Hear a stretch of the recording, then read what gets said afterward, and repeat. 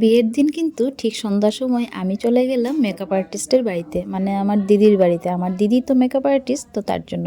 তো দেখো এখানে দেখাচ্ছি যেই শাড়িটা আমি পরবো, এই শাড়িটা পরবো, এটা আমার মেজো দিদির চেন্নাই থেকে এনেছিল, একদমই নতুন পরা হয়নি।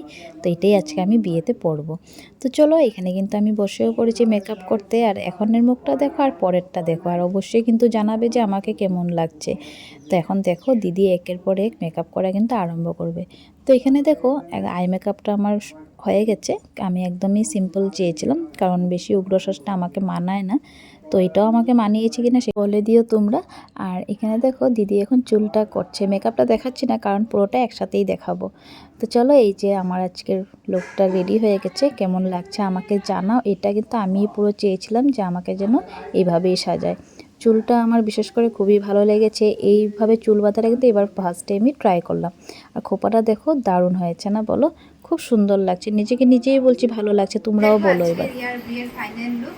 আমার ক্যামেরার পিছনে আছে আমার বর্দি মেকআপ আর্টিস্ট, তা আমাকে সাজিয়ে দিয়েছে সুন্দর। সিম্পল চেয়েছিলাম আমি, আমার সবসময় তো উগ্রশ্বাসটা ভালো লাগে না, সিম্পল একদম এলিগেন্ট একটা লুক চেয়েছিলাম, সেটাই আমি আজকে পেয়েছি। আমি অনেক খুশি।